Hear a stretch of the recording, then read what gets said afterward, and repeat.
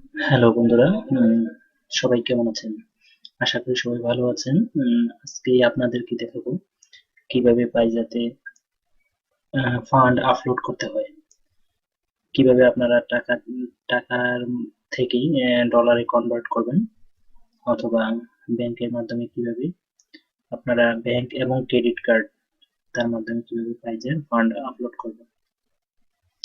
আসুন আমরা তাহলে মূল পর্বে চলে যাই। আজকের পর্ব হলো অ্যাড ফান্ড। তো প্রথমে আমরা লগ ইন করবো।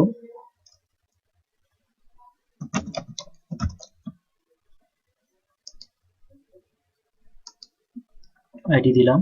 আইডি দেওয়ার পর তারপর এখন পাসওয়ার্ড আসবে। এখন পাসওয়ার্ড দিব।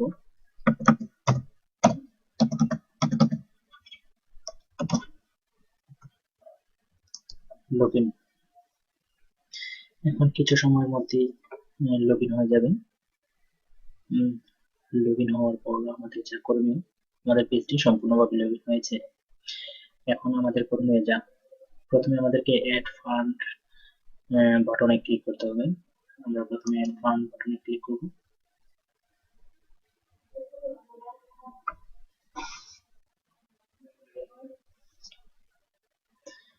অ্যাড ফান্ড বাটনে ক্লিক করার সাথে আমাদের অ্যাড ফান্ড পেজটাও।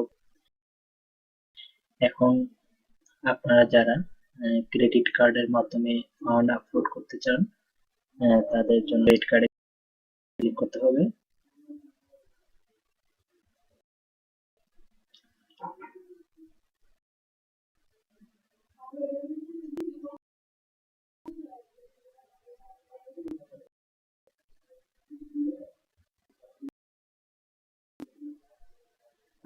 ক্রেডিট কার্ডে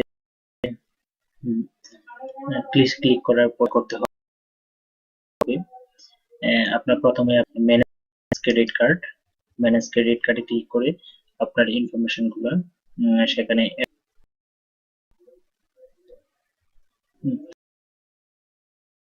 প্রথমে এখানে যা আছে অ্যাড ক্রেডিট কার্ড ইনফরমেশন যা দিবে দিয়েছি,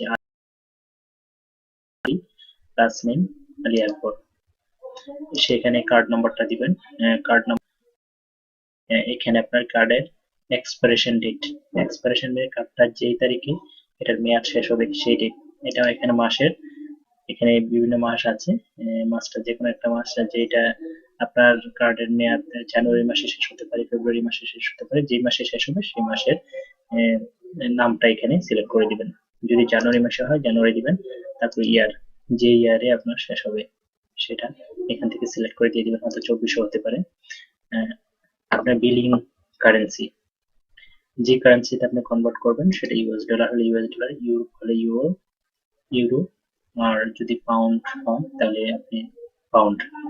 আমরা মূলত যেটা করি, আমরা ইউএসএ কনভার্ট করি। সেক্ষেত্রে তারপর নেক্সট, বিলিং অ্যাড্রেসটা যেন ঠিক থাকে। তারপরে নেক্সট দেওয়ার পরে আপনার যা করতে হবে, নেক্সট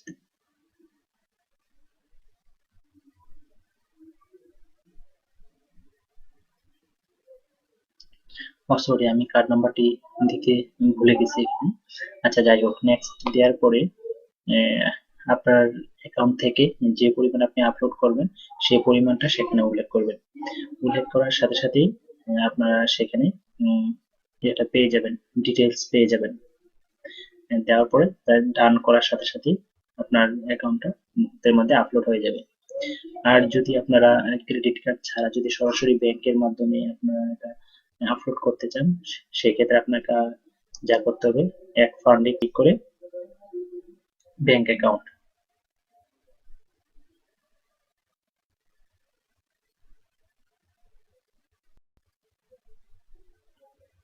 ব্যাংক অ্যাকাউন্ট। সেক্ষেত্রে আমরা এখানে ব্যাংক অ্যাকাউন্ট, বাংলাদেশের জন্য ব্যাংক অ্যাকাউন্ট এবং ক্রেডিট কার্ড এই দুইটাই সবচেয়ে বেশি সুবিধাজনক। ক্রেডিট কার্ডের ক্ষেত্রে 3.5% ফি ওনারা কেটে রাখবে। আর ব্যাংকের ক্ষেত্রে আপনার অ্যামাউন্টের উপর ডিপেন্ড করে যা যা আসে তাই করবে। প্রথমে আপনাকে যা করতে হবে, ব্যাংক অ্যাকাউন্টে আপনার কান্ট্রিতে অটোমেটিক সিলেক্ট করা থাকবে।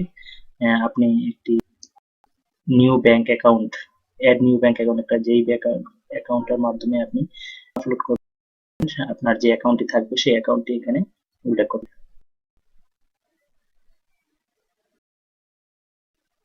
করতে হবে। যেমন যা যা দিতে হবে এখানে আপনার ইনফরমেশন গুলো এখানে দেওয়া থাকবে। পার্সোনাল ইনফরমেশন, অ্যাকাউন্ট টাইপ, এখানে ক্লিক করবেন। ক্লিক করার পর থাকবে personal saving, personal business checking, business saving, personal checking. এখানে আপনার অ্যাকাউন্টে যেটা থাকে, যেমন আমার অ্যাকাউন্টে পার্সোনাল সেভিং, সেক্ষেত্রে আমি পার্সোনাল সেভিং সিলেক্ট করলাম। পার্সোনাল সেভিংস নেম যা থাকবে ফার্স্ট নেম দিবেন, তারপর লাস্ট তাই দিতে হবে, তারপর মোবাইল, মোবাইল ফোন সিলেক্ট করা থাকে। এখানে আপনার ফোন নাম্বারটি দিবেন। ফোন নাম্বার দেওয়ার পরে এখানে আপনার ন্যাশনাল আইডি অথবা পাসপোর্ট নাম্বার, যদি আপনার পাসপোর্ট থাকে পাসপোর্ট নাম্বার, ন্যাশনাল দিলে ন্যাশনাল আইডি নাম্বারটা এখানে দিবেন। তারপর আপনি যে ব্যাংকে অ্যাকাউন্ট থাকবে সেই ব্যাংকের অ্যাকাউন্টের নাম্বারটা এখানে দিবেন। তারপরে ব্যাংক নেমের জায়গাতে যে ব্যাংকে আপনি অ্যাকাউন্ট আছে সেই ব্যাংকের নাম। আমার ব্র্যাক ব্যাংক আছে তাই আমি ব্র্যাক ব্যাংক সিলেক্ট করে দিই। এটা কোন ব্রাঞ্চ, বাংলাদেশের কোন এলাকাতে এবং কোন ব্রাঞ্চের নামটা অবশ্যই উল্লেখ করে দিতে হবে।